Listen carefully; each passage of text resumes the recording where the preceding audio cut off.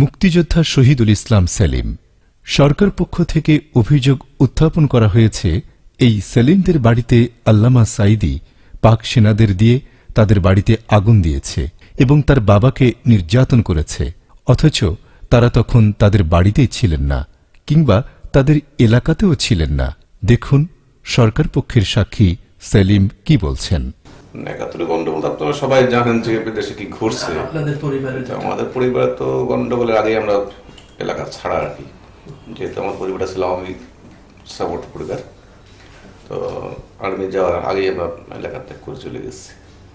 তো আমাদের বাড়িটা পোড়াই দিচ্ছে অবশ্য, তো যেদিন পোড়াই আমি স্টেশনে ছিলাম না। আমি ওই দিন যেখানে ছিলাম ওখান থেকে বাড়িতে আসবো, তো হঠাৎ করে শুনলাম, আমার বাড়ি থেকে প্রায় 2.5 মাইল দূরে ছিলাম বাড়ি আসার জন্য, তখন শুনলাম যে আমাদের বাড়িতে আগুন লাগেছে পাগানিতে। তো এই জন্য ভয়তে আসলাম না, সন্ধ্যার পরে আসছি। এই হলো তৎকালীন সময়ের ঘটনা। ওখানে কে কারা কি এতটা তোমার জানার কথা না, আমি ছিলাম। আপনার যে লিখিত বক্তব্য যেটা আদালতে দেয়া হয়েছে, আদালতে অ্যাকসেপ্ট করছে, হ্যাঁ, একটা লিখিত বক্তব্য, আয়ের কাছে আপনি আসলে কি বলছিলেন? আমি তৎকালীন বাস্তব যে ঘটনা সেটাই বলছি, কিন্তু আদালতে কি জমা দেওয়া হয়েছে কি না হয়েছে এর সম্পর্কে আমার ধারণা নাই। আয়ের কাছে আপনি কি বলেছিলেন? তৎকালীন সময় যেটা যে আমি কোথায় কি ছিলাম, কি অবস্থান করছি, আর বেশিরভাগ সময় তো সুন্দরবন কাটাইছি, যেহেতু আমি একজন মুক্তিযোদ্ধা, তো এলাকাটা কাটাইছি, তা পাহাড়ের টোটালটা বলতে পারবো না, তো যতটুকু আমি জানি ততটুকু তাকে বলছি।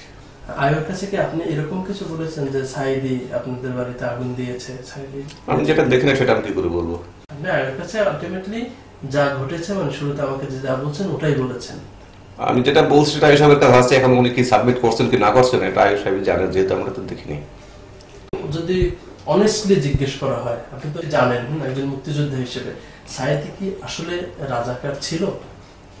না, সাঈদী সাহেব রাজাকার ছিলেন না।